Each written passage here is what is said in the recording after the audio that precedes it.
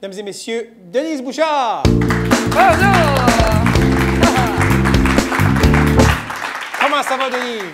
Ça va bien. Très belle année que je viens de passer, 2014. Oui, ça a été une grosse année pour toi? Oui, ça a été une belle année, une grosse année, une belle année surtout. Une année encore pleine d'énergie, plein de beaux projets, plein de rencontres. C'est surtout ça l'important, je crois, de mon métier, les rencontres. Ouais. Écoute, quand je savais que tu venais, là, je vais te ramener un souvenir. Là, pour ceux qui nous écoutent puis qui étaient à Moncton dans le début des années 80.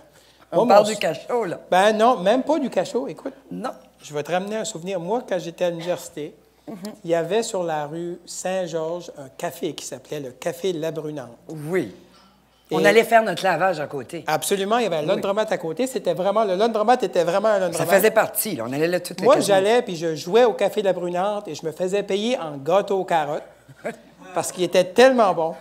Puis mon souvenir de ce moment-là, c'était d'être à une des tables avec toi et ton chum de ce moment-là, qui était Bernard Thériault.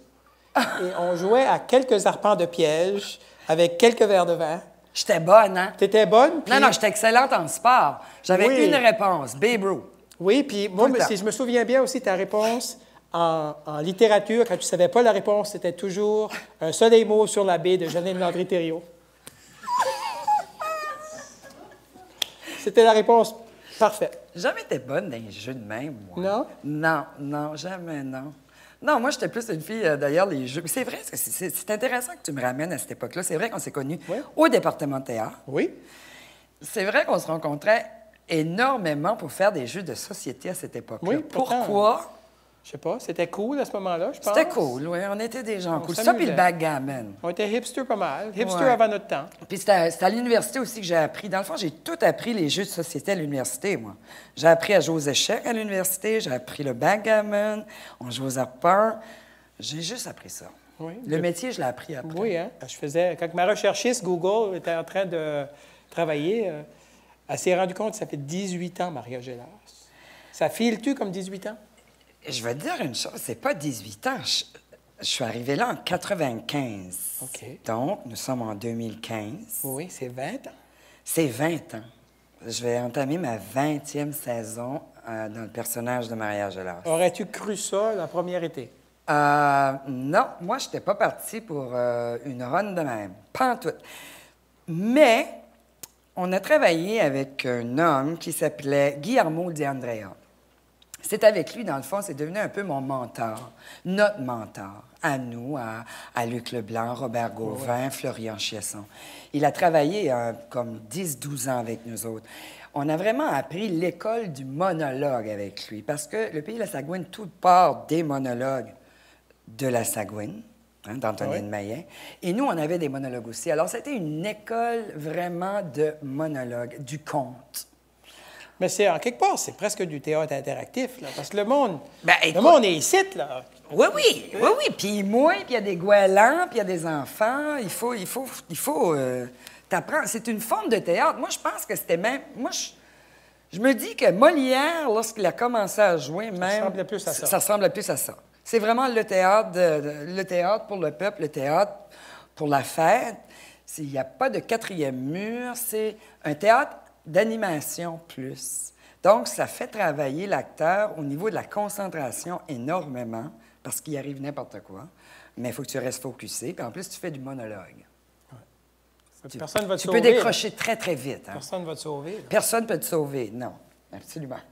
Mais c'est un endroit où on a appris à travailler, où j'ai rodé mon métier, je peux te dire. Oui, hein? Pour un acteur, écoute, le et pays c'est de très Sagouine, difficile. C'est souvent ça, le Pays de la Sagouine. C'est un endroit pour apprendre son métier. Puis on sait qu'en Acadie, jouer au théâtre, autant d'années que souvent, c'est difficile. Non. Apprendre son métier. Exactement. La seule façon d'apprendre son métier, c'est de le faire. Oui, et de le travailler avec rigueur, parce que c'est pas facile. Il faut être vraiment en forme, parce que tu commences en avril. Et pour notre part, pour certains d'entre nous, on commence en avril et on finit en décembre. Je veux dire, pour un acteur, c'est extraordinaire. Là, je veux dire, c'est un travail. Mais c'est aussi... c'est une belle aventure. C'est une histoire d'amour. Là. Puis maintenant, tu sais, au début, c'est sûr, Maria Gélas, c'est un personnage d'Antonine. Mais là, on ne peut pas l'imaginer sans que ça soit toi. Maintenant, il t'appartient-tu à toi aussi?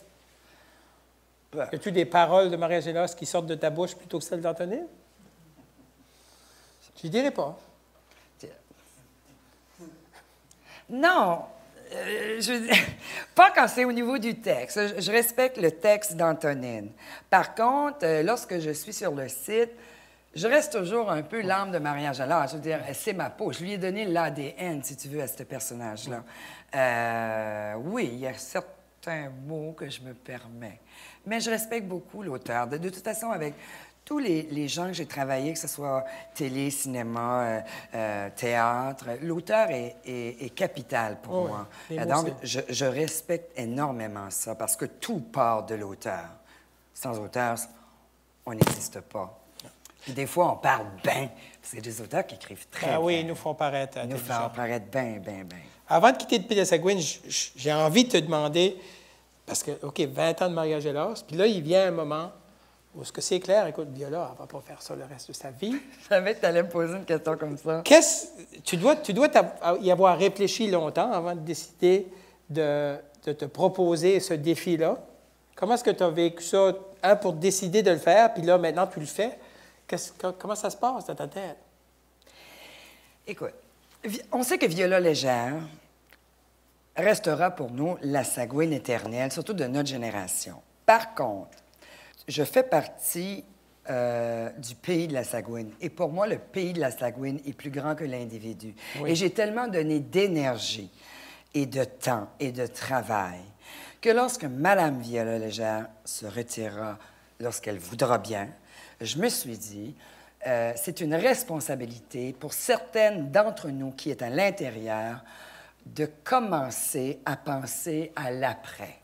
Mais surtout aux 16 monologues de la Sagouine, qui pour moi est extraordinaire. Dans la dramaturgie d'Antonine Maillet, les monologues de la Sagouine, c'est un bijou. Et pour un acteur, c'est du bonbon. Tu vas-tu dire non à ça? Puis moi, ma vie, j'ai joué toute ma vie. Je n'ai jamais rien fait d'autre que jouer. Ah oui, c'est ça que Alors, tu sais faire. est-ce que j'ai pas... Mon objectif, ce n'est pas de remplacer qui que ce soit. Ça fait partie d'un cheminement. Où cela va m'amener, je l'ignore. Mais moi, je serais plus tendance à être celle qui aimerait l'amener ailleurs, l'amener en Europe, tu sais, la faire voyager un peu. Puis, il n'y aura plus une Sagouine, je crois. Il va y avoir plusieurs Sagouines. Parce que la Sagouine, c'est autant le visage du Nord. C'est la Sagouine du Nord, du Sud, tu sais, quand je parle, enfin, de partout, de la francophonie. Il y en a partout, des Sagouines. C'est juste que c'est la langue que mon grand-père parlait. Et je l'aime beaucoup, cette langue-là. Et je veux le porter.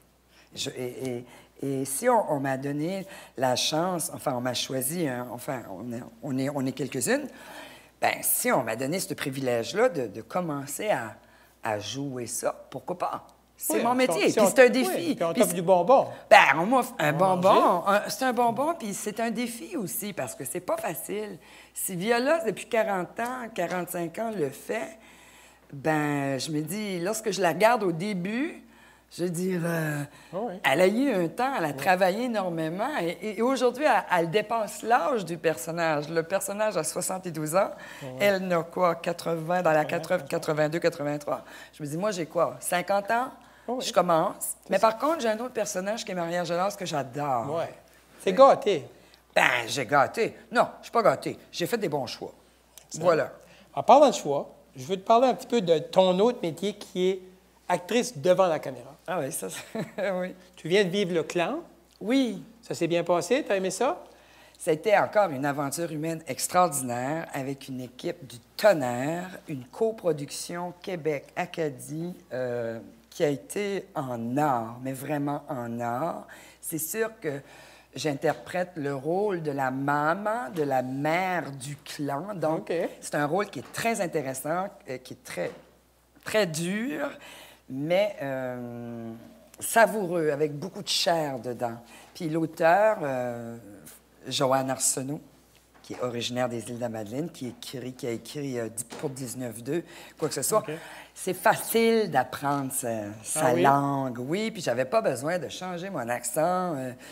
pour du Québec ou quoi que ce soit, parce que mon personnage, elle est originaire d'ici, bon, du sud-est, là, mais j'ai dit, bien, ça peut être du nord-est aussi, là. Oui, oui. Fait que, voilà, oui. Mais Puis, si on te forçait à choisir, lequel tu ferais? Tu jouerais au théâtre ou tu jouerais devant la caméra? Mon Dieu, que c'est dur comme question. Un choix de Sophie? Un choix de Sophie.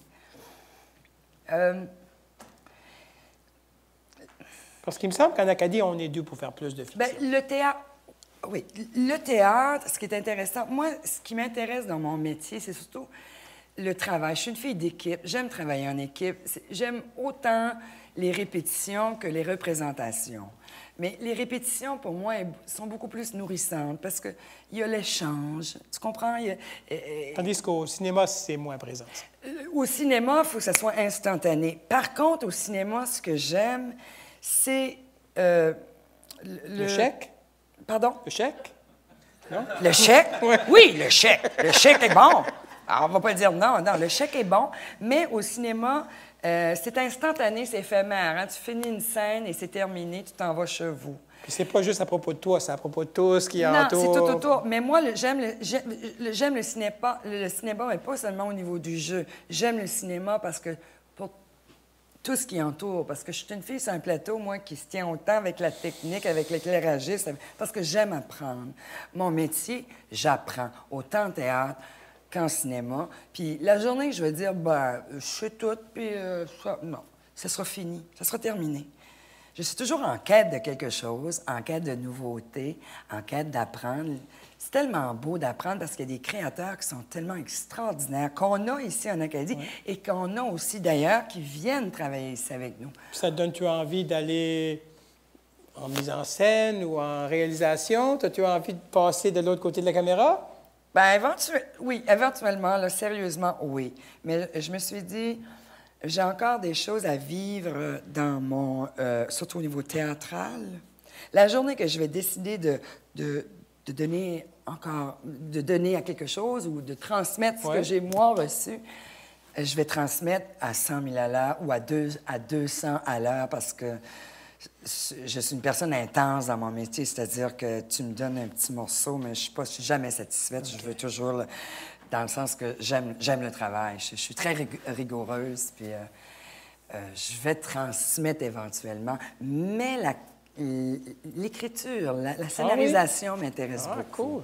J'ai commencé à participer, c'est très modeste, je suis très néophyte là-dedans.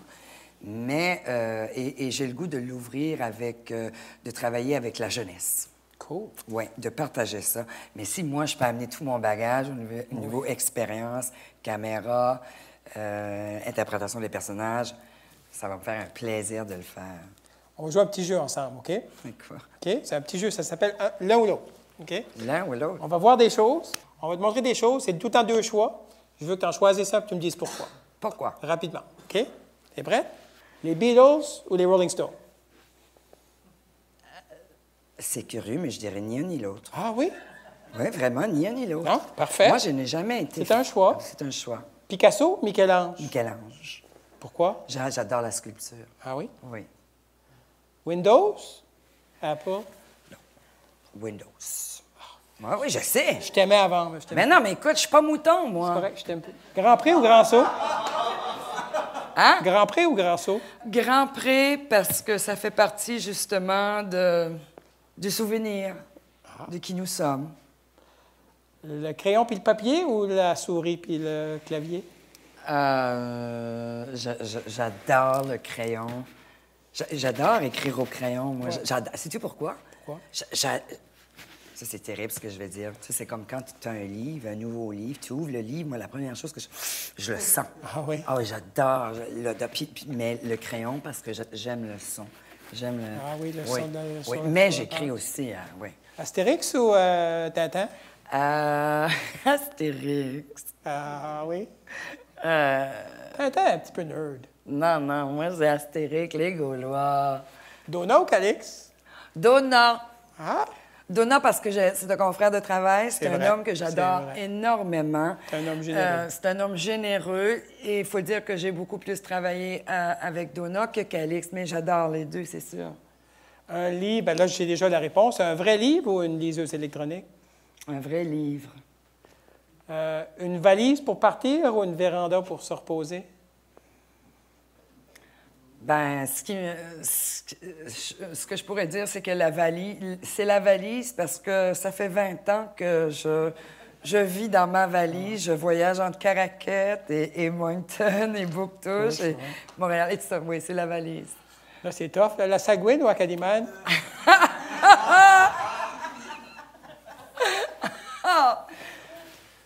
On parle des personnages. Oui, oui, j'ai des personnages. Ben, c'est sûr. C'est sûr. C'est la Sagouine. C'est sûr, c'est sûr. L'opéra ou le hockey? L'opéra. Ah, l'opéra. Oui. Puis surtout à Milan. Pain blanc ou pain brun? Pas de différence, je suis venu en bicycle. Paris ou New York? Ben, la France, Paris, parce que c'est comme mon deuxième pays. Hein? Oui, absolument. Standard ou automatique? Ah, ben là, demande pas ça. Si tu veux conduire une voiture, c'est standard. Un bâton? Oui, oui, c'est standard. iTunes ou Spotify? Toi, t'es-tu... Non, j'ai iTunes. T'es iTunes? iTunes. OK, une dernière. La fête du Canada ou le 15 août?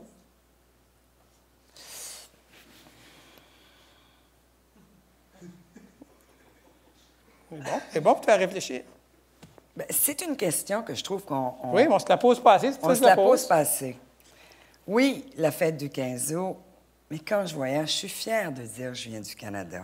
Je suis content de t'entendre. Je suis très fière d'avoir mon passeport canadien parce que vraiment, là, oui, je suis acadienne. Mais écoute, en France, c'est sûr que là, je sors mon drapeau bleu, blanc, rouge avec l'étoile jaune. C'est la corde de linge en Provence. Je veux dire, Nul n'est plus acadien qu'un Acadien en France. Exactement. Mais non, je suis fière de voyager avec mon passeport canadien et je suis fière de mes racines acadiennes. Denise, merci beaucoup d'être venue nous voir. Oui. Puis, bonne chance avec ta 20e année de mariage à l'art. Ah, mais c'est très gentil. On te souhaite tout le succès au monde. Mesdames et messieurs, Denise Bouchard. Merci. Et bonne année. Bonne année.